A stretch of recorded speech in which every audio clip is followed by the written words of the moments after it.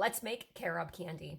Technically part 2 because I did this originally and TikTok deleted it. So let's do it again and see if they don't like it. What do you have with carob, TikTok? What do you have against carob? Anyways, remember when I went to Costco and they handed me one of these, or did I tell you we went to Costco and they handed us one of these and they told us we had to open it outside because it had peanuts in it.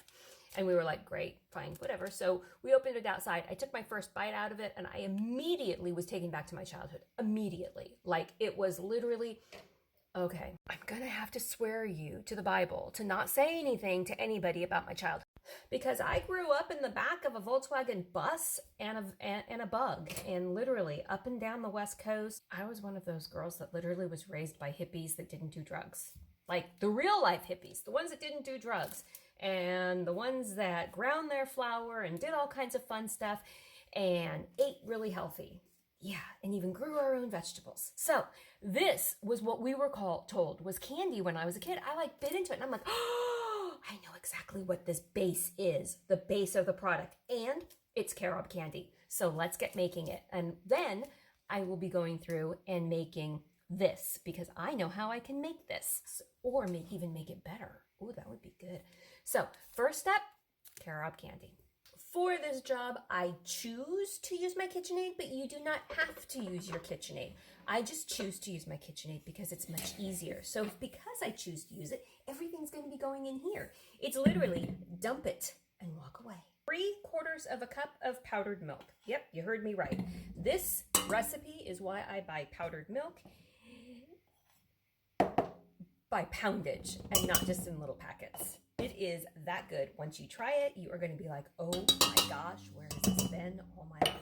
1/4 cup of wheat germ. I store my wheat germ in the freezer. It is the best place to store it so it doesn't go bad. I also buy it from Bob's Red Mill, kind of in bulk, kind of. You can find it in their refrigeration section when you're in their store, which is in Milwaukee or the Portland area. 1/2 cup of sunflower seeds or whatever tickles your fancy.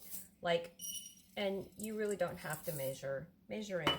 I buy salted sunflower seeds, and then when I get close to the bottom, sift the salt out.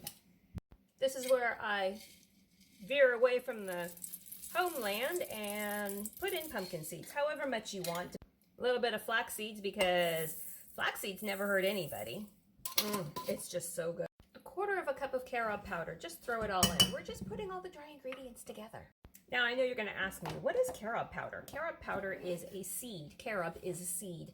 It also is very health beneficial. It kind of tastes like chocolate, and when I was a kid, I was told it was chocolate. It also comes in chip form, like chocolate chip form, and yeah, I was told it was a chocolate chip. So this is what I grew up thinking a chocolate chip was. I do not think this one is the toasted kind. I kind of like the flavor of the toasted kind, but I kind of like the flavor of the other one. So it doesn't matter. Carob is carob, and it is my chocolate when I was a kid growing up. Now this is where it becomes my recipe, because the recipe growing up meant you had to roll it into individual little balls after you made the whole thing, and then you dipped it and rolled it in coconut. If you don't like coconut, skip this step. Don't put it in. But I happen to like coconut. How much coconut? However much your little heart desires. That probably was not even enough. And this is where you just put it on the machine, plug it in, turn it on, and stir it until it's all incorporated. That's it. And then step 2. Very simple. Oh, I gotta plug it in. Now we're cooking with peanut oil. Yep, that's it. Let's go to step 2. Before we get to step 2, we're going to have a conversation, because what you are going to see next is going to have to be between you and me, and you cannot say anything about it, like literally.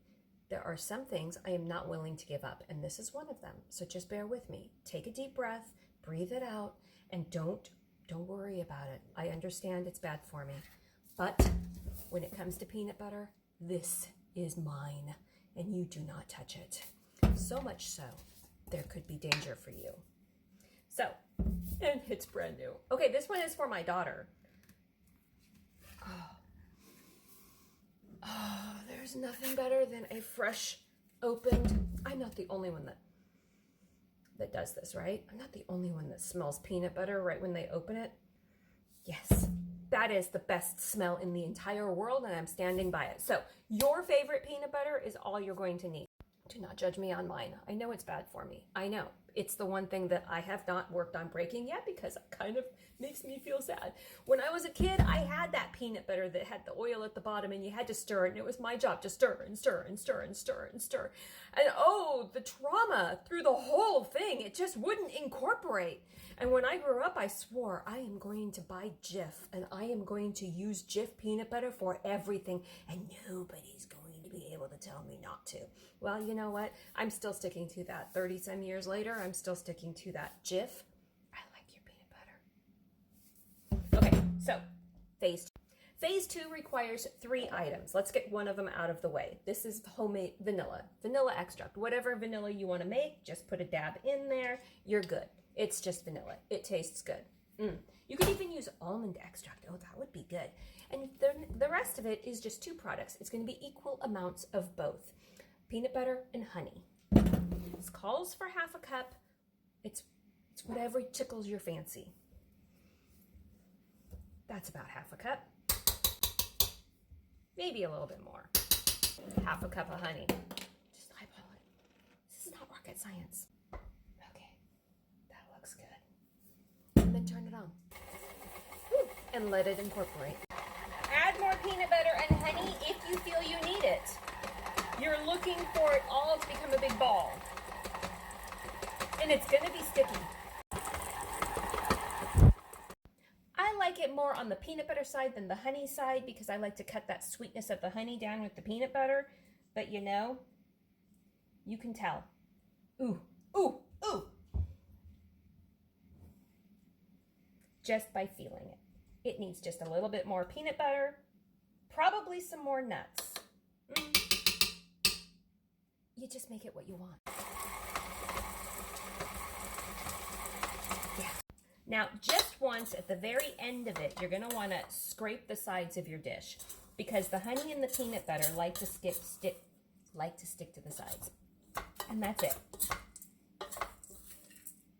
I have an awful lot of stuff sticking to the bottom. So we're going to add a little bit more peanut butter. And then that's it. Wash your hands before you start this, because part 3 is the sticky part. This is the hardest part of the entire thing. You're going to take it out, you're going to dump it in this, and you're going to flatten it out. That's it. That's it. Like literally. When I said hard, I was being facetious. If my husband was here, he'd be fighting me for this. I would be giving it to him. The whole thing. Just throw it in there. Then this is the fun part. This is where you sit there either with a spoon or with your hands, however you want to eat. I prefer to bake with my hands. And you just push it down. Oh, heck. You just push it down.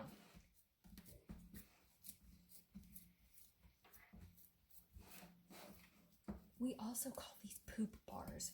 One, because if you're having trouble moving the stuff inside your body, this is great. The nuts and the seeds and the carob help you get moving, right? The other reason is because it kind of looks like poop.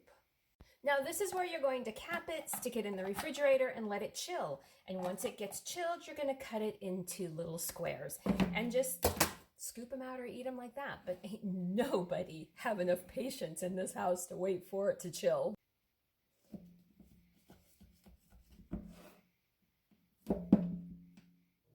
Hardest one always is the first one to come out.